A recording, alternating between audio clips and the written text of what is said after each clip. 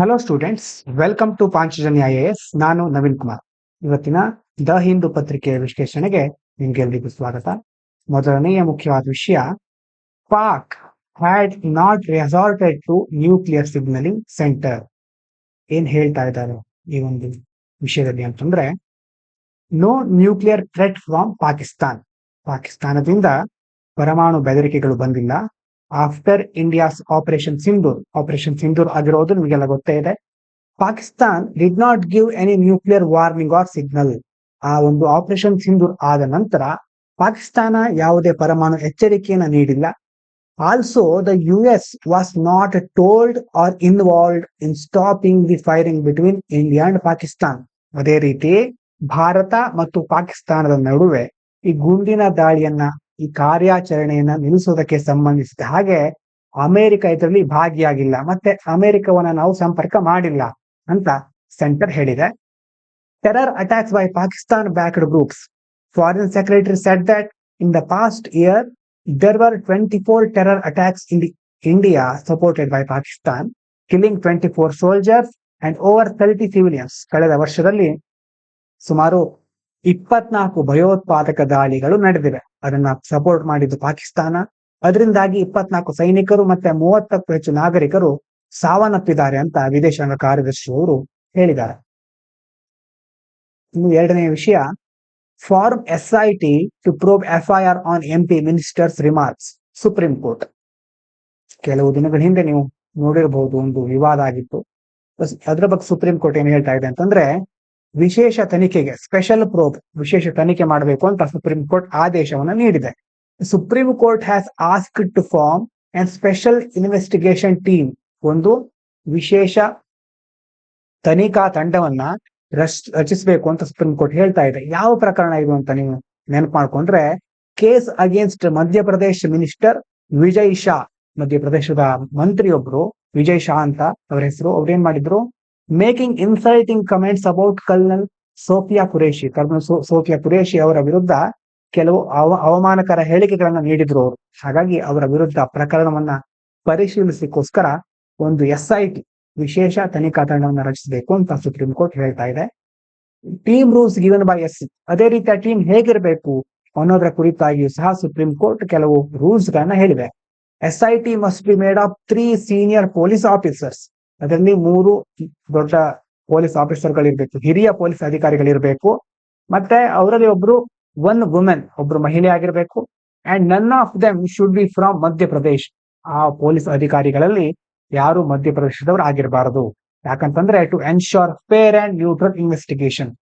ಹೀಗೆ ಮಾಡಿದಾಗ ಮಾತ್ರ ಒಂದು ನ್ಯಾಯಯುತವಾದ, ತಟಸ್ಥವಾದ ತನಿಖೆಯನ್ನ ಕೈಗೊಳ್ಳಿಕ್ಕೆ ಆಗತ್ತೆ ಅಂತ ಸುಪ್ರೀಂ ಕೋರ್ಟ್ ಹೇಳ್ತಾ ಇದೆ. ಮುಂದಿನ ವಿಚಾರ, Trump calls Putin says true stocks will begin immediately. ಇದ್ರ ಬಗ್ಗೆ ನಾವು ನೋಡ್ತಾನೆ ಇದ್ದೇವೆ. ತಿಂಗಳುಗಳಿಂದ ಟ್ರಂಪ್ ಅವರು ಇದನ್ನೇ ಮಾತಾಡ್ತಾ ಬಂದಿದ್ದಾರೆ. Trump pushes for peace talks. ಶಾಂತಿ ಮಾತುಕತೆಗೆ ಒತ್ತಾಯಿಸ್ತಾ ಇದ್ದಾರೆ. After a long call with Russian president Putin, Donald Trump said that Russia and Ukraine will soon start ceasefire talks. ಈಗ ಟ್ರಂಪ್ ಅವರು ಪುಟಿನ್ ಜೊತೆ ಮಾತನಾಡಿದ್ದಾರೆ. ದೊಡ್ಡ ಸುದೀರ್ಘವಾದ ಕರೆಯ ನಂತರ ಯುದ್ಧವನ್ನ ನಿಲ್ಲಿಸಬೇಕು ಅಂತ ರಷ್ಯಾದ ಜೊತೆ ಕೇಳ್ಕೊಂಡಿದ್ದಾರೆ. ಹಾಗಾಗಿ ಅದಕ್ಕೆ ಸಂಬಂಧಿಸಿದ ಹಾಗೆ ಕದನ ವಿರಾಮಕ್ಕೆ ಸಂಬಂಧಿಸಿದ ಮಾತುಕತೆಗಳನ್ನ ಆದಷ್ಟು ಬೇಗ ಪ್ರಾರಂಭಿಸಲಿಕ್ಕೆ ಮುಂದಾಗ್ತೇವೆ ಅಂತ ಡೊನಾಲ್ಡ್ ಟ್ರಂಪ್ ಅವರು ಹೇಳ್ತಾನೆ ಇದ್ದಾರೆ. ಈಗಲೂ ಸಹ ಹೇಳಿದ್ದಾರೆ, ಮೊದಲು ಸಹ ತುಂಬಾ ಸಾರಿ ಹೇಳಿದ್ದಾರೆ.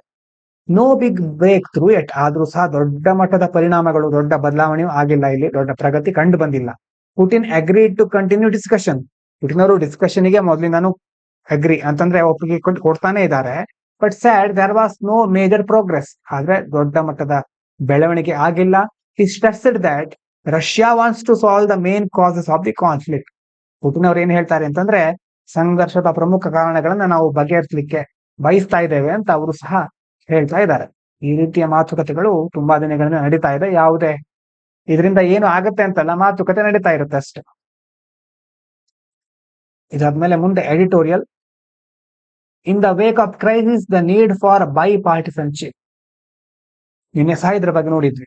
ನಮ್ಮ ದೇಶದ ಪಹಲ್ಗಾಮ್ ದಾಳಿಯ ನಂತರ ಅದಾದ್ಮೇಲೆ ಅದಕ್ಕೆ ಸಂಬಂಧಪಟ್ಟ ಹಾಗೆ ಕೆಲವು ರಾಜತಾಂತ್ರಿಕ ವಿಚಾರಕ್ಕೋಸ್ಕರ ಬೇರೆ ಬೇರೆ ದೇಶಗಳ ಮುಂದೆ ನಮ್ಮ ಒಂದು ನೆಲೆಯನ್ನ, ನಮ್ಮ ಒಂದು ನಿಲುವನ್ನ ಮುಂದಿಡ್ಲಿಕ್ಕೆ ನಾವು ಒಂದು ಕಮಿಟಿಯನ್ನ ಫಾರ್ಮ್ ಮಾಡಿದ್ದೇವೆ. ಅದರಲ್ಲಿ ಶಶಿ ತರೂರ್ ಹೀಗೆ ಬೇರೆ ಬೇರೆ ಪಕ್ಷದವರಿದ್ದಾರೆ.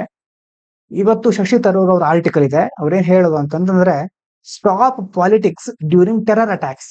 ಈ ಭಯೋತ್ಪಾದಕ ದಾಳಿ ಆಗಿದೆ, ಈ ಸಂದರ್ಭದಲ್ಲಿ ನಾವು ರಾಜಕೀಯ ಹಿತಾಸಕ್ತಿಗಳನ್ನ ಬಿಟ್ಟು ಅದನ್ನ ಮೀರಿ ನಿಲ್ಲಬೇಕು. When terrorist attacks happen, political parties should work together. ಈ ತರ ಭಯೋತ್ಪಾದಕ ದಾಳಿಗಳು ಸಂಭವಿಸಿದಾಗ ರಾಜಕೀಯ ಪಕ್ಷಗಳು ಒಟ್ಟಾಗಿ ಕೆಲಸ ಮಾಡಬೇಕು. Not fight or blame each other just to win votes. ಈ ಸಂದರ್ಭದಲ್ಲೂ ಮತ್ತೆ ಮತಗಳನ್ನ ಗೆಲ್ಲಬೇಕು ಅಂತ ಪರಸ್ಪರ ಪೊಲಿಟಿಕಲ್ ಪಾರ್ಟೀಸ್ಗಳಲ್ಲೇ ಹೋರಾಟ ನಡಿಬಾರದು. ನಮ್ಮ ಹೋರಾಟ ಏನಿದ್ರು ಭಯೋತ್ಪಾದಕತೆಯ ವಿರುದ್ಧ. ನಮ್ಮೊಳಗೆ ನಾವು ಬಡ್ದಾಡ್ಕೊಳ್ತಾ ಇದ್ರೆ ನಾವು ಒಗ್ಗಟ್ಟಾಗೋದು ಯಾವಾಗ? Unity makes our response stronger. ಯಾವಾಗ ಒಗ್ಗಟ್ಟಾಗಿರ್ತೇವೆಯೋ, ಏಕತೆಯಿಂದ ಇರ್ತೇವೆಯೋ, ಆವಾಗ ನಾವು ಚೆನ್ನಾಗಿರೋ ಪ್ರತಿಕ್ರಿಯೆಯನ್ನ, ಬಲವಾದ ಪ್ರತಿಕ್ರಿಯೆಯನ್ನ ನೀಡಬಹುದು. Learn from past unity. ಮೊದಲು ನಾವು ಏಕತೆಯಿಂದ ಇದ್ವಿ. ಮೊದಲು in times like Kargil war, 1999ರಲ್ಲಿ ಕಾರ್ಗಿಲ್ ವಾರ್ ಆಗಿತ್ತು. 2016ರಲ್ಲಿ ಸರ್ಜಿಕಲ್ ಸ್ಟ್ರೈಕ್ ಆಗಿತ್ತು. ಆಗ ಇಂಡಿಯಾ ಶೋಡ್ ಪೊಲಿಟಿಕಲ್ ಯುನಿಟಿ. ಆಗ ರಾಜಕೀಯವಾಗಿ ನಾವು ಏಕತೆಯನ್ನು ತೋರಿಸಿದ್ವಿ. This helped send strong message and protect national interest. ಇದರಿಂದಾಗಿ ನಾವು ಬೇರೆ ಬೇರೆ ದೇಶಗಳಿಗೆ, ಭಯೋತ್ಪಾದಕ ಗುಂಪುಗಳಿಗೆ ಬಲವಾದ ಸಂದೇಶವನ್ನು ಕಳಿಸ್ಲಿಕ್ಕೆ ಆಯಿತು. ಮತ್ತೆ ರಾಷ್ಟ್ರೀಯ ಹಿತಾಸಕ್ತಿಯನ್ನ ರಕ್ಷಿಸಲಿಕ್ಕೆ ಸಹಾಯ ಆಯಿತು. Make long term national security plan. ಅದರ ಜೊತೆ ನಾವು ಒಂದು ದೀರ್ಘಾವಧಿ ಅಂತಂದ್ರೆ ಟೆಂಪ್ರರಿ ಆಗಿ ಒಂದು ದಾಳಿ ಆದ ನಂತರ ಏನೋ ಮಾಡಿಬಿಡೋದು ಅಂತಲ್ಲ. ಲಾಂಗ್ ಟರ್ಮ್ ಅಲ್ಲಿ ಅದಕ್ಕೆ ಸಂಬಂಧಪಟ್ಟ ಹಾಗೆ ನಾವು ಒಳ್ಳೆಯ ಕ್ರಮಗಳನ್ನು ಕೈಗೊಳ್ಬೇಕು. ನ್ಯಾಷನಲ್ ಸೆಕ್ಯೂರಿಟಿ ಪ್ಲಾನ್, ರಾಷ್ಟ್ರೀಯ ಭದ್ರತಾ ಯೋಜನೆಯನ್ನು ರೂಪಿಸಬೇಕು. India needs a permanent security policy. ಶಾಶ್ವತವಾದಂತಹ ಭದ್ರತಾ ನೀತಿಯ ಅಗತ್ಯ ಇದೆ. But doesn't change with election. ಯಾವುದೋ ಪಾರ್ಟಿ ಬರುತ್ತೆ ಎಲೆಕ್ಷನ್ ನಂತರ, ಹೀಗೆ ಪಾರ್ಟಿಗಳು ಚೇಂಜ್ ಆಗ್ತಾ ಇದ್ರೂ ಸಹ ನಮ್ಮ ರಕ್ಷಣಾ ನೀತಿ ಇದೆಯಲ್ವಾ, ಶಾಶ್ವತವಾಗಿರಬೇಕು. ಏನೇ ಸಂಕಷ್ಟಗಳು ಎದುರಾದ್ರೂ ಆ ನೀತಿಯಲ್ಲಿ ಬದಲಾವಣೆ ಆಗಬಾರ್ದು. ಅಪ್ಡೇಟ್ ಆಗ್ಬೇಕೆ ಹೊರತು ಇಡೀ ನೀತಿನೇ ಬದಲಾಯಿಸಲಿಕ್ಕೆ ಹೋಗಬಾರ್ದು. All parties should agree on it. ಅದಕ್ಕೆ ಪ್ರಮುಖವಾಗಿ ಎಲ್ಲಾ ಪಕ್ಷಗಳು ಒಪ್ಪಿಗೆ ನೀಡಬೇಕು. ಮೊದಲು ಅದಕ್ಕೆ ಚರ್ಚೆ ಆಗಬೇಕು. To keep the country safe in the long run. ಇದೆಲ್ಲ ಆದಾಗ ಮಾತ್ರ ನಾವು ದೀರ್ಘಾವಧಿಯಲ್ಲಿ ದೇಶವನ್ನು ಸುರಕ್ಷಿತವಾಗಿ ಇಡಬಹುದು ಅನ್ನೋದು ಶಶಿ ತರೂರ್ ಅವರ ಆರ್ಟಿಕಲ್ನ ಸಾರಾಂಶ.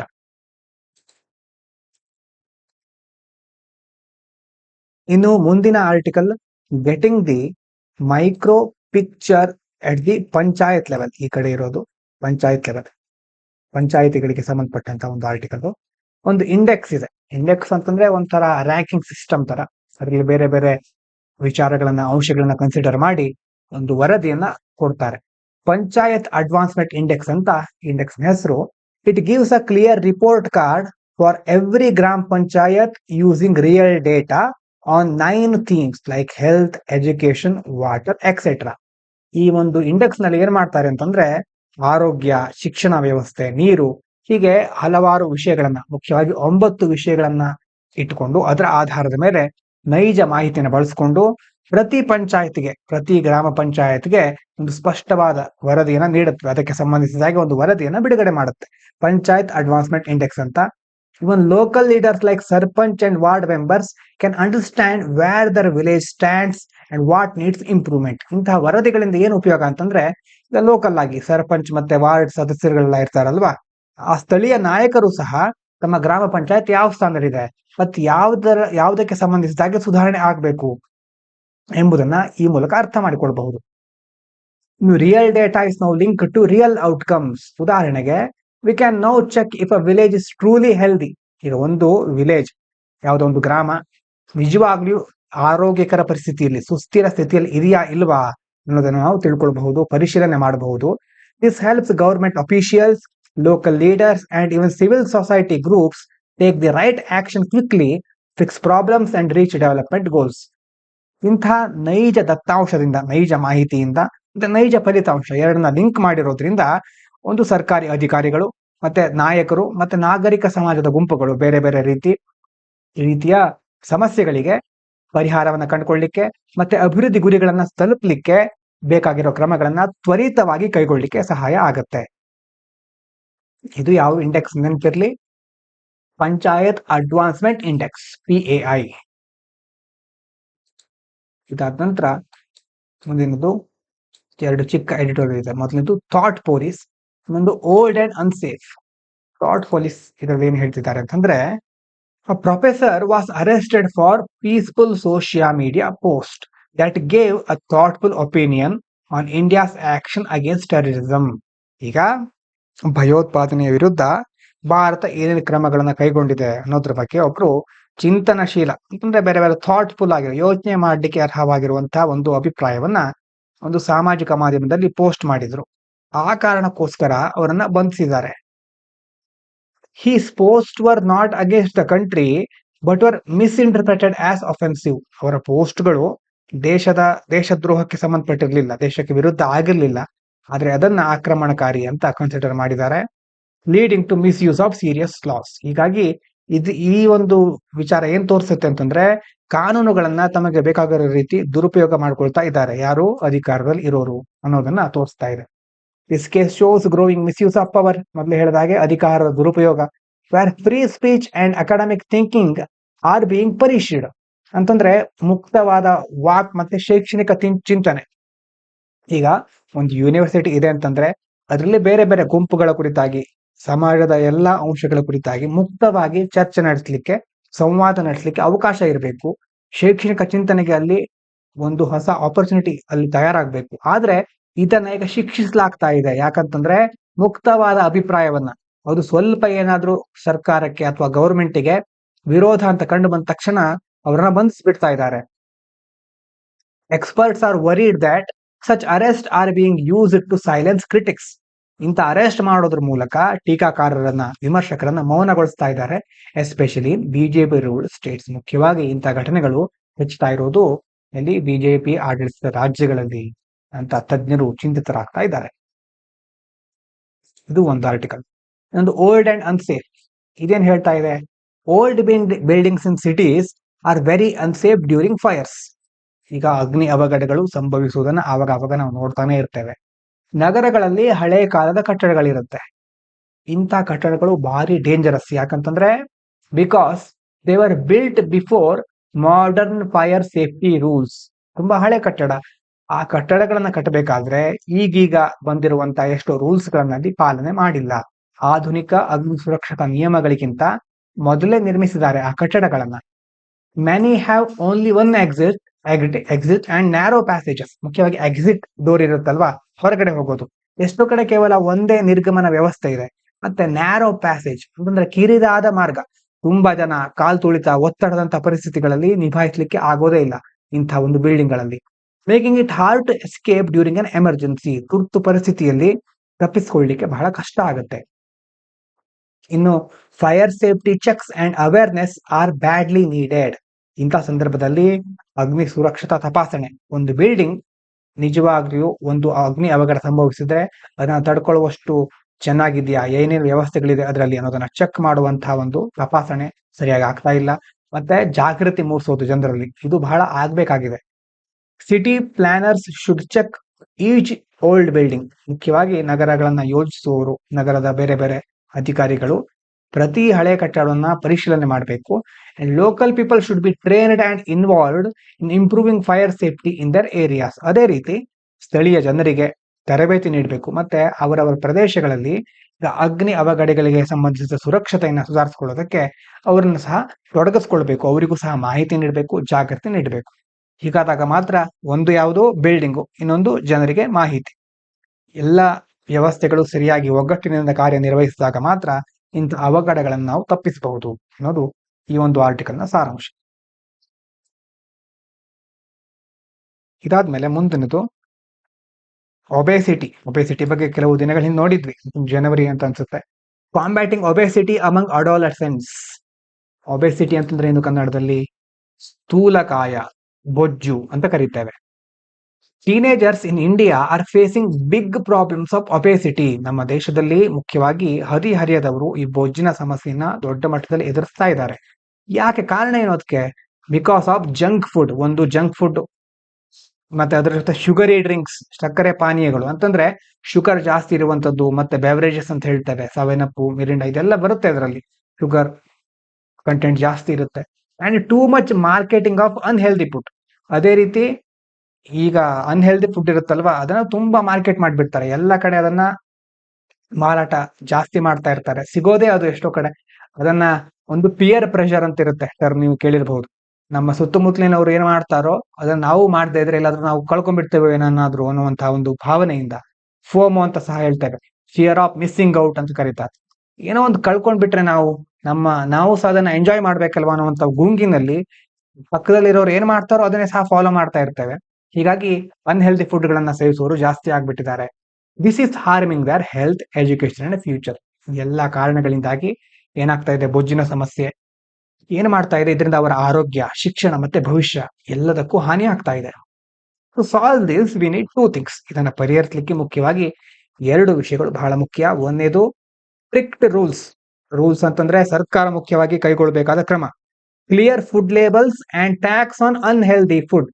ಒಂದು ಪ್ಯಾಕೇಜ್ ಇದೆ ಅಂತಂದ್ರೆ ಅದರ ಮೇಲ್ಗಡೆ ಅದರಲ್ಲಿ ಕೊಲೆಸ್ಟ್ರಾಲ್ ಎಷ್ಟಿದೆ, ಫ್ಯಾಟ್, ಟ್ರಾನ್ಸ್ ಫ್ಯಾಟ್ ಅಂತ ಇರುತ್ತೆ, ಟ್ರಾನ್ಸ್ ಫ್ಯಾಟ್ ಅಂಶ ಎಷ್ಟಿದೆ, ಸ್ಯಾಚುರೇಟೆಡ್ ಫ್ಯಾಟ್ ಎಷ್ಟಿದೆ, ಶುಗರ್ ಕಂಟೆಂಟ್ ಎಷ್ಟಿದೆ, ಪ್ರತಿಯೊಂದನ್ನ ಕ್ಲಿಯರ್ ಆಗಿ ಮೆನ್ಷನ್ ಮಾಡಿರ್ಬೇಕು. ಯಾವ ವಯಸ್ಸಿನಿಂದ ಯಾವ ವಯಸ್ಸಿನವರಿಗೆ ಇದು ಒಳ್ಳೇದು, ಎಲ್ಲಾ ವಿಷಯಗಳನ್ನ ಕರೆಕ್ಟ್ ಆಗಿ ಲೇಬಲ್ ಮಾಡಿರ್ಬೇಕು.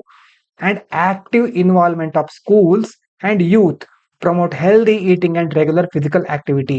ಅದ್ರ ಜೊತೆ ಸ್ಕೂಲ್ಸ್ ಮತ್ತೆ ಮುಖ್ಯವಾಗಿ ಶಾಲೆಗಳಲ್ಲಿ ಮಕ್ಕಳಿಗೆ ಸಂಬಂಧಿಸಿದ ಹಾಗೆ ಜಾಗೃತಿ ಮೂಡಿಸೋದು. ಅದೇ ರೀತಿ ಯುವಕರು ಹೆಚ್ಚು ಫಿಸಿಕಲ್ ಆಕ್ಟಿವಿಟಿಯಲ್ಲಿ, ದೈಹಿಕ ಚಟುವಟಿಕೆಯಲ್ಲಿ ಪಾಲ್ಗೊಳ್ಳಿಕ್ಕೆ ಉತ್ತೇಜನ ಕೊಡಬೇಕು. ಹೀಗಾಗಿ ಇದೆರಡು ಇನ್ನೂ ಹಲವಾರು ಕ್ರಮಗಳನ್ನು ನಾವು ಕೈಗೊಳ್ಳಬಹುದು, ಆವಾಗ ನೋಡ್ತಾನೆ ಇರ್ತೇವೆ. ಹಾಗಾಗಿ ಈ ಎಲ್ಲ ಕ್ರಮಗಳ ಮೂಲಕ ನಾವು ಬೊಜ್ಜಿನ ಸಮಸ್ಯೆ, ಸ್ಥೂಲಕಾಯದ ಸಮಸ್ಯೆ ಇದನ್ನ ನಿರ್ವಹಿಸಬಹುದು. ಇದರಿಂದಾಗಿ ಮುಂದೆ ಶುಗರ್, ಡಯಾಬಿಟಿಸ್ ಅಥವಾ ಎರಡು ಒಂದೇ, ಮತ್ತೆ ಇನ್ನೊಂದು ಯಾವುದು ಬ್ಲಡ್ ಪ್ರೆಷರ್, ಸಕ್ಕರೆ ಕಾಯಿಲೆ ಅಂತ ಕನ್ನಡದಲ್ಲಿ ಕರಿತೇವೆ, ರಕ್ತದ ಒತ್ತಡ, ಹೀಗೆ ಹಲವಾರು ಕಾಯಿಲೆಗಳು ಬರೋದನ್ನ ನಾವು ಕಡಿಮೆ ಮಾಡಬಹುದು. ಇನ್ನು ಅದಕ್ಕೆ ಇನ್ನೊಂದು ಹೆಸರು ಏನು, ನಾನ್ ಕಮ್ಯುನಿಕೇಬಲ್ ಡಿಸೀಸಸ್ ಅಂತಂದ್ರೆ ಸಾಂಕ್ರಾಮಿಕ ವಲಯದ ರೋಗಗಳು. ಅಂತಹ ರೋಗಗಳು ಜಾಸ್ತಿ ಆಗ್ತಾ ಇವೆ. ಹಾಗಾಗಿ ಇದನ್ನ ನಿರ್ವಹಿಸಲಿಕ್ಕೆ, ಕಡಿಮೆ ಮಾಡಲಿಕ್ಕೆ ನಾವು ಮುಖ್ಯವಾದ ಕ್ರಮಗಳನ್ನ ಕೈಗೊಳ್ಳಬೇಕಾದ ಅವಶ್ಯಕತೆ ಇದೆ.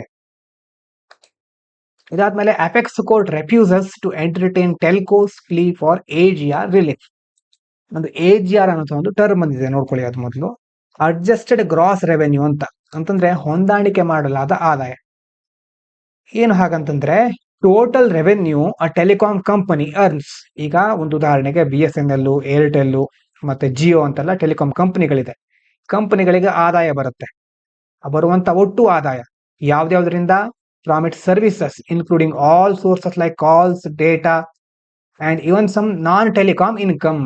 ಅಂತಂದ್ರೆ ಟೆಲಿಕಾಂ ಅಲ್ಲದ ಬೇರೆ ಬೇರೆ ಯಾವ್ದಾದ್ರು ಬಿಸ್ನೆಸ್ ಇಂದ, ಬೇರೆ ಬೇರೆ ಮೂಲಗಳಿಂದ ಸಹ ಅವರಿಗೆ ಬರುವ ಆದಾಯವನ್ನ ಈ AGR ನಲ್ಲಿ ಕನ್ಸಿಡರ್ ಮಾಡ್ತಾರೆ, ಅಡ್ಜಸ್ಟೆಡ್ ಗ್ರಾಸ್ ರೆವೆನ್ಯೂ ಅಂತ. The government uses AGR. ಈ AGR ಇಂದ ಗವರ್ಮೆಂಟ್ ಏನ್ ಮಾಡುತ್ತೆ, ಗವರ್ಮೆಂಟ್ ಇದನ್ನ ಯೂಸ್ ಮಾಡಿಕೊಂಡು calculate how much money telecom companies must pay as fees and taxes. AGR ನಲ್ಲಿ ಎಲ್ಲಾ ಆದಾಯ ಇನ್ಕ್ಲೂಡ್ ಆಗಿರುತ್ತೆ.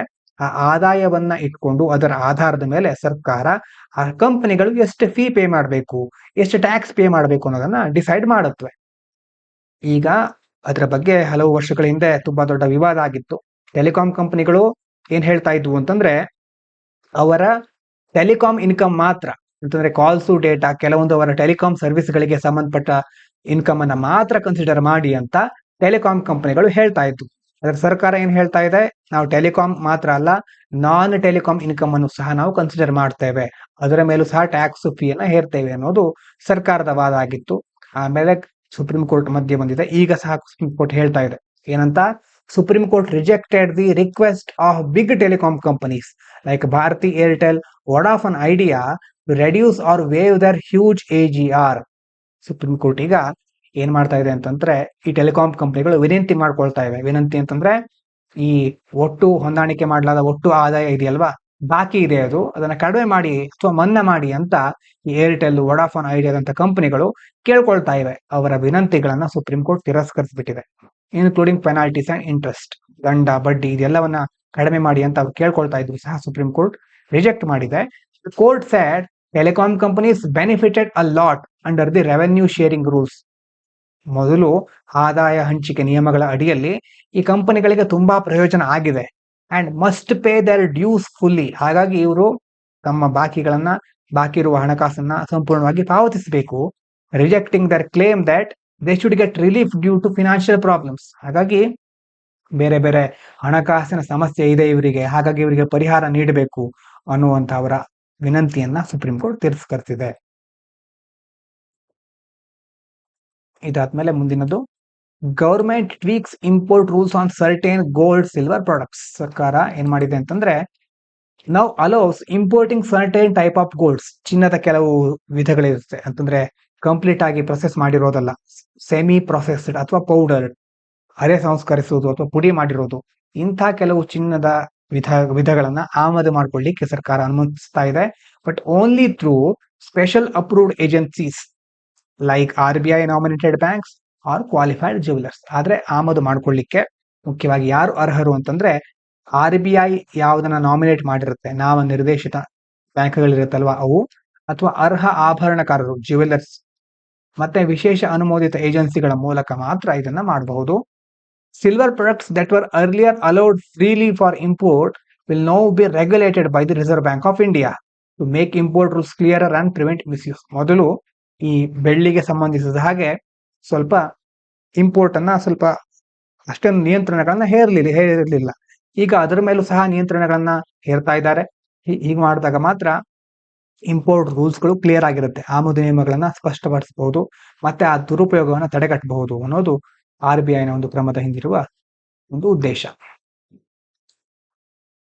ಇದಾದ್ಮೇಲೆ ಮುಂದಿನದು, as WHO warns of starvation, Israel vows to take over Gaza.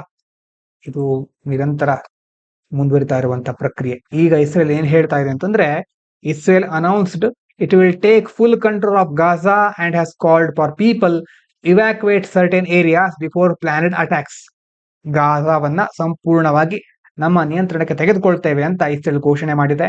ಮತ್ತೆ ನಾವು ಅಟ್ಯಾಕ್ ಮಾಡ್ತೇವೆ, ಈ ಒಂದು ಪ್ರದೇಶಗಳಿಂದ ನೀವು ಹೊರಗೆ ಹೋಗಿ ಅಂತ ಜನರಿಗೆ ಹೇಳ್ತಾ ಇದೆ. ಉಳಿಬೇಕು ಅಂತಂದ್ರೆ ಅಲ್ಲಿ ಆ ಜಾಗ ಬಿಟ್ಟು ಹೊರಗೆ ಹೋಗಿ, ನಾವು ಅಟ್ಯಾಕ್ ಮಾಡ್ಲಿಕ್ಕೆ ಬಂದಿದ್ದೇವೆ ಈಗ ಅಂತ ಅಲ್ಲಿಂದ ಸ್ಥಳಾಂತರಗೊಳ್ಬೇಕು ಅಂತ ಕರೆ ನೀಡ್ತಾ ಇದೆ ಇಸ್ರೇಲ್. ಈ ಕಡೆ World Health Organization warns that 2 million people in Gaza are starving due to long blockade. ತುಂಬಾ ದಿನಗಳಿಂದ ಒಂದು ದಿಗ್ಬಂಧನ ಹಾಕಿರೋ ರೀತಿ ಆಗ್ಬಿಟ್ಟಿದೆ ಅಲ್ಲಿ. ಹೀಗಾಗಿ ಸುಮಾರು 2 ಮಿಲಿಯನ್ ಜನ ಹಸಿವಿನಿಂದ ಬಳಲ್ತಾ ಇದ್ದಾರೆ. But Israel will hello limited aid for practical and diplomatic reason.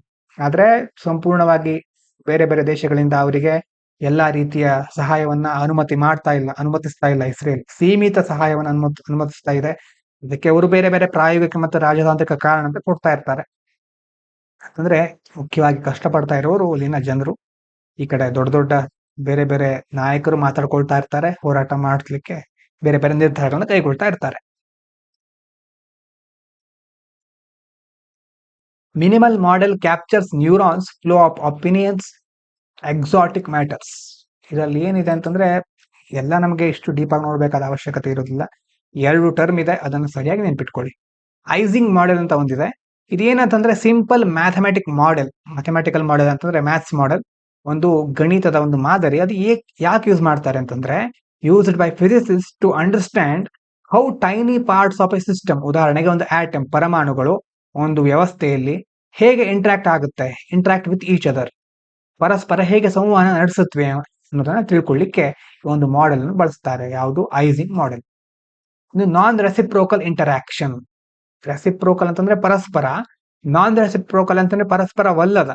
ಉದಾಹರಣೆಗೆ, this means the effect one thing has on another is not the same in reverse. ಉದಾಹರಣೆಗೆ ಇಲ್ಲೇ ಇದೆ ನೋಡಿ. For example, if A affects B, A ಅಂತ ಒಂದಿದೆ, ಅದು B ಮೇಲೆ affect ಆಗುತ್ತೆ. ಆದ್ರೆ B might not affect A in the same way. ಆದ್ರೆ ಬಿ ಅದೇ ರೀತಿ ಪರಿಣಾಮವನ್ನ ಎ ಮೇಲೆ ಉಂಟು ಮಾಡೋದಿಲ್ಲ. ಇನ್ನೂ ಚೆನ್ನಾಗಿರೋ ಎಕ್ಸಾಂಪಲ್ ಅಂತಂದ್ರೆ, ಒಬ್ಬ ಲೀಡರ್ ಇದ್ದಾನೆ ಅಂತ ಇಟ್ಕೊಳ್ಳಿ, ಅವನಿಗೆ ಫಾಲೋವರ್ಸ್ ಇರ್ತಾರೆ. ಲೀಡರ್ ಏನೇ ಕ್ರಮಗಳನ್ನ ಕೈಗೊಂಡ್ರು ಅದು ಫಾಲೋವರ್ ಮೇಲೆ ಎಫೆಕ್ಟ್ ಆಗುತ್ತೆ, ಫಾಲೋವರ್ಗಳ ಮೇಲೆ ಪರಿಣಾಮವನ್ನು ಬೀರುತ್ತೆ. ಆದ್ರೆ ಫಾಲೋವರ್ಗಳು ಕೈಗೊಂಡ ಕ್ರಮಗಳು ಲೀಡರಿಗೆ ಹೋಗಿ ಅಫೆಕ್ಟ್ ಆಗುತ್ತೆ ಅನ್ನುವಂತ ಅರ್ಥ ಬರೋದಿಲ್ಲ. ಯಾವಾಗ್ಲೂ ಲೀಡರ್ಸ್ ಇನ್ಫ್ಲುಯೆನ್ಸಿಂಗ್ ಫಾಲೋವರ್ಸ್. ಲೀಡರ್ ತನ್ನ ಪ್ರಭಾವವನ್ನ ಅನುಯಾಯಿಗಳ ಮೇಲೆ ಬೀರ್ತಾನೆ, ಆದ್ರೆ ಅನುಯಾಯಿಗಳು ನಾಯಕನ ಮೇಲೆ ಪ್ರಭಾವವನ್ನು ಬೀರೋದಿಲ್ಲ. ಆ ರೀತಿ ಅಂದ್ರೆ ಅದಕ್ಕೆ ನಾನ್ ರೆಸಿಪ್ರೋಕಲ್ ಇಂಟರಾಕ್ಷನ್. ಒಂದು ಕಡೆ ಮಾತ್ರ ಇರುತ್ತೆ, ಇನ್ನೊಂದು ಕಡೆಯಿಂದ ಯಾವುದೇ ಎಫೆಕ್ಟ್ ಆಗೋದಿಲ್ಲ ಅಂತ ಅದರ. ಇದಾದ್ಮೇಲೆ on going oil price tensions. OPEC plus full form ಏನು ತಿಳ್ಕೊಂಡು ಕಮೆಂಟ್ ಮಾಡಿ. is increasing oil production even after months of cutting it. ಈಗ ಈ ಒಪೆಕ್ ಏನ್ ಮಾಡ್ತಾ ಇದೆ, ತಿಂಗಳುಗಳ ನಂತರ ಸಹ ತೈಲ ಉತ್ಪಾದನೆ ಜಾಸ್ತಿ ಮಾಡ್ತಾನೆ ಇದೆ, which causing oil prices to fall because there is more oil available than needed. ಈಗ ಅದು ಜಾಸ್ತಿ ಉತ್ಪಾದನೆ ಮಾಡ್ತಾ ಇರೋದ್ರಿಂದ ಅಗತ್ಯಕ್ಕಿಂತ ಹೆಚ್ಚು ತೈಲ ಲಭ್ಯ ಇದೆ. ಹೀಗಾಗಿ ಯಾವಾಗ ಹೆಚ್ಚು ಸಪ್ಲೈ ಇರುತ್ತೋ ಆವಾಗ ಬೆಲೆಗಳು ಕುಸಿತಾ ಹೋಗುತ್ತೆ, ತೈಲ ಬೆಲೆಗಳು ಕುಸಿತಾ ಇವೆ. ಈಗ this oil price war affect India a lot. ಈ ಒಂದು ತೈಲ ಬೆಲೆ ಯುದ್ಧದಿಂದಾಗಿ ಭಾರತದ ಮೇಲೆ ಕೆಲವು ಪರಿಣಾಮ ಉಂಟಾಗುತ್ತೆ. Because India imports lot of oil, lower prices can save ಮನಿ.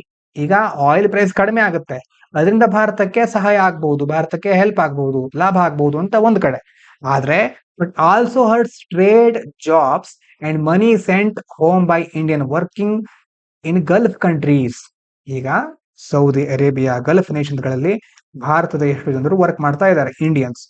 ಅವರು ಅಲ್ಲಿಂದ ಹಣವನ್ನ ಇಲ್ಲಿಗೆ ರವಾನೆ ಮಾಡ್ತಾರೆ, ರೆಮಿಟೆನ್ಸ್ ಅಂತ ಕರಿತೇವೆ ನಾವು, ವಿದೇಶಿ ಹಣ ವರ್ಗಾವಣೆ. ಈಗ ಒಂದು ವೇಳೆ ಸೌದಿ ಅರೇಬಿಯಾದಲ್ಲಿ ಆಯಿಲ್ ಪ್ರೈಸು ಡೌನ್ ಆಗಿದೆ, ಅದರ ಅರ್ಥ ಏನು? ಸೌದಿ ಅರೇಬಿಯಾದ ಆಯಿಲಿಗೆ ಜಾಸ್ತಿ ಹಣ ಸಿಗ್ತಾ ಇಲ್ಲ, ಬರ್ತಾ ಇಲ್ಲ. ಅದರ ಅರ್ಥ ಅವರ ಆದಾಯ ಕಡಿಮೆ ಆಗ್ತಾ ಹೋಗುತ್ತೆ. ಯಾವಾಗ ದೇಶದ ಆದಾಯ ಕಡಿಮೆ ಆಗುತ್ತೋ ಆವಾಗ ಅವ್ರೇನ್ ಮಾಡ್ತಾರೆ, ಒಂದು ಅಲ್ಲಿನ ಸ್ಯಾಲರಿಗಳನ್ನ ಕಡಿಮೆ ಮಾಡ್ತಾರೆ, ಕಡಿಮೆ ಜನರನ್ನ ಕೆಲಸಕ್ಕೆ ತೆಗೆದುಕೊಳ್ತಾರೆ. ಅಲ್ಲಿ ಹೆಚ್ಚಿರುವ ಭಾರತೀಯರಿಗೆ ಏನಾಗುತ್ತೆ, ಅವರ ಆದಾಯ ಕುಸಿತಾ ಹೋಗುತ್ತೆ. ಭಾರತೀಯರ ಆದಾಯ ಕುಸಿತಾ ಇದ್ದ ಹಾಗೆ ಅವರು ನಮ್ಗೆ ಕಳಿಸೋ ರೆಮಿಟೆನ್ಸ್ ಇದೆಯಲ್ವಾ, ಅದು ಕಡಿಮೆ ಆಗುತ್ತೆ. ಹೀಗೆ ಒಂದಕ್ಕೊಂದು ಲಿಂಕ್ ಆಗಿರುತ್ತೆ. ಹಾಗೆ ನಮಗೆ ಆ ರೀತಿ ನಕಾರಾತ್ಮಕ ಪರಿಣಾಮ ಸಹ ಆಗ್ಬಹುದು ನಮ್ಮ ಮೇಲೆ, ಭಾರತದ ಮೇಲೆ ಅಂತ ಅಲ್ಲಿ ಹೇಳಿದ್ದಾರೆ. ಇನ್ನು working of an atomiser and its merit applications. ಇಲ್ಲಿ ಮುಖ್ಯವಾಗಿ ನೋಡ್ಕೋಬೇಕಾಗಿರೋದು ಅಟೋಮೈಸರ್. ಇನ್ನೊಂದಿದೆ ನೋಡಿ, ಇದೊಂಥರ ಸ್ಪ್ರೇ ತರ. ಸ್ಪ್ರೇ ನೀವು ನೋಡಿರ್ಬಹುದು ಇದನ್ನ ಬೇರೆ ಬೇರೆ ಕಡೆ. ಅಟೋಮೈಸರ್ ಅಂತಂದ್ರೆ ಏನು? Device that turns a liquid into tiny drops. ನೀವು ಸ್ಪ್ರೇ, ಈಗ ನೇಸಲ್ ಸ್ಪ್ರೇ ಅಂತ ಇರುತ್ತೆ, ಈಗ ಮೂಗಿಗೆ ಸ್ಪ್ರೇ ಮಾಡ್ಕೊಳ್ತೀವಲ್ಲ ಆ ರೀತಿ ಸ್ಪ್ರೇ ಇರುತ್ತೆ. ಅದೇನ್ ಮಾಡುತ್ತೆ, ಲಿಕ್ವಿಡ್ ಇರುತ್ತೆ ಕೆಳಗಡೆ, ಆ ದ್ರವವನ್ನ ಸಣ್ಣ ಹನಿಗಳಾಗಿ ಅಥವಾ ಸ್ಪ್ರೇ ಆಗಿ ಪರಿವರ್ತನೆ ಮಾಡುತ್ತೆ. ಅದಕ್ಕೆ ಅಟೋಮೈಸರ್ ಅಂತ ಕರೀತೇವೆ. Making it easier to spread the liquid over an area or through air. ಇದರಿಂದಾಗಿ ಏನಾಗುತ್ತೆ, ಒಂದು ಪ್ರದೇಶದ ಮೇಲೆ ಅಥವಾ ಗಾಳಿಯ ಮೂಲಕ ಆ ಲಿಕ್ವಿಡ್ ಅನ್ನ ಹರಡ್ಲಿಕ್ಕೆ ಸುಲಭ ಆಗುತ್ತೆ. ಮತ್ತೆ ಇದನ್ನ ಹಲವಾರು ಕಡೆ ಯೂಸ್ ಮಾಡ್ತಾರೆ. ಸ್ಪ್ರೇಯಿಂಗ್ ಡಿಯೋಡ್ರೆಂಟ್ ಗಳಲ್ಲಿ, ಮತ್ತೆ ಸ್ಕಿನ್ ವಾಟರಿಂಗ್ ಪ್ಲಾಂಟ್ಸ್, ಸಸ್ಯಗಳಿಗೆ ನೀರುಣಿಸೋದು, ಅಲ್ಲೂ ಸಹ ಯೂಸ್ ಮಾಡ್ತಾರೆ. ಫೈರ್ ಬೆಂಕಿ ನಂದಿಸುವಲ್ಲಿ, ಕೂಲಿಂಗ್ ಮಷಿನ್ ಗಳಲ್ಲಿ, ಮತ್ತೆ ಮೆಡಿಸಿನ್ಸ್ ಲೈಕ್ ನೇಸಲ್ ಸ್ಪ್ರೇಸ್, ಮತ್ತೆ ಮೂಗಿನ ಸ್ಪ್ರೇಗಳು ಸಹ ಇದನ್ನ ಯೂಸ್ ಮಾಡ್ತಾರೆ. ಅಟೋಮೈಸರ್ ಅಂತಂದ್ರೆ ಸ್ಪ್ರೇ ಮಾಡುವಂತ ಒಂದು ಸಾಧನ. ಇವತ್ತಿನ ವೊಕ್ಯಾಬ್ಯುಲರಿ ನೋಡೋಣ. The wretch was tired from his long toil in the field. Wretch ಅಂತಂದ್ರೆ ದುಃಖಿ ವ್ಯಕ್ತಿ ಅಂತಂದ್ರೆ ಅನ್ಹ್ಯಾಪಿ ಪರ್ಸನ್. ಅವನು ತುಂಬಾ ಟೈರ್ ಆಗ್ಬಿಟ್ಟಿದ್ದ. ಅಂತಂದ್ರೆ ಟೈರ್ಡ್ ಆಗೋದು ಅಂತಂದ್ರೆ ಸುಸ್ತಾಗೋದು. ಯಾವ್ದ್ರಿಂದ? Long toil in the field. Toil ಅಂತಂದ್ರೆ ಏನು? ಶ್ರಮ. ಒಂದು ಭೂಮಿಗೆ ಸಂಬಂಧಪಟ್ಟ ಹಾಗೆ ತುಂಬಾ ಹಾರ್ಡ್ ವರ್ಕ್ ಮಾಡಿದ್ದ, ಅದರಿಂದ ಅವನು ತುಂಬಾ ಸುಸ್ತಾಗ್ಬಿಟ್ಟಿದ್ದ, ದುಃಖಿ ಆಗ್ಬಿಟ್ಟಿದ್ದ. ಡಿಸ್ಪೈಟ್ ಇಸ್ ಹಾರ್ಡ್ ವರ್ಕ್, ಅಷ್ಟೆಲ್ಲ ಶ್ರಮ ಪಟ್ಟಿದ್ರು, he got into a wrangle with his neighbour over land. Wrangle ಅಂತಂದ್ರೆ ಜಗಳ. ಆ ಲ್ಯಾಂಡ್ ಗೆ ಸಂಬಂಧಪಟ್ಟ ಹಾಗೆ ನೆರೆಹೊರೆಯವರ ಜೊತೆ ಜಗಳ ಶುರುವಾಯಿತು. ಅದ್ರ ಜಗಳವನ್ನ ಮಾಡ್ಕೋಬೇಕಾಯ್ತು. Ferocity of their argument surprised everyone. Ferocity ಅಂದ್ರೆ ಫಿಯರ್ಸ್ನೆಸ್, ಕ್ರೂರತೆ. ಅಷ್ಟು ಕ್ರೂರವಾಗಿ ಜಗಳ ಆಡ್ತಾ ಇರೋದ್ರಿಂದ ಎಲ್ರಿಗೂ ಆಶ್ಚರ್ಯ ಆಗುತ್ತೆ. To make the story short, ಎಲ್ಲವನ್ನ ಸಂಕ್ಷಿಪ್ತಗೊಳಿಸಬೇಕು ಅಂತಂದ್ರೆ, ಆರ್ ಅಬ್ರಿಡ್ಜ್ ಅಂತಂದ್ರೆ ಸಂಕ್ಷಿಪ್ತಗೊಳಿಸೋದು.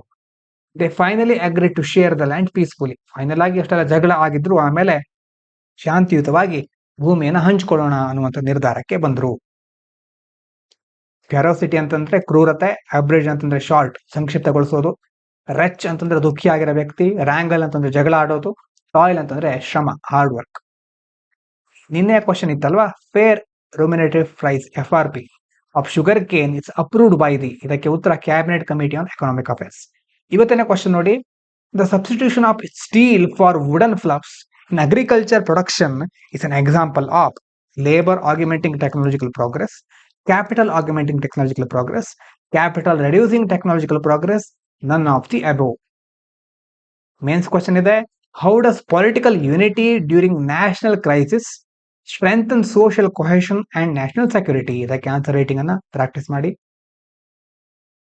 ಇದರ ಬಗ್ಗೆ ನಿನ್ನೆ ಯಾರು ಕಮೆಂಟ್ ಮಾಡಿರಲಿಲ್ಲ. Minimum government, maximum governance. ಯಾರಾದ್ರೂ ಇವತ್ತು ಸಹ ಕಮೆಂಟ್ ಮಾಡಿದ್ರೆ ಒಳ್ಳೇದು. ನೋಡಿ, ಎಕ್ಸ್ಟ್ರಾ ಕ್ವಶನ್ ಯಾವ್ದನ್ನು ಆಡ್ ಮಾಡಿಲ್ಲ ಇವತ್ತು.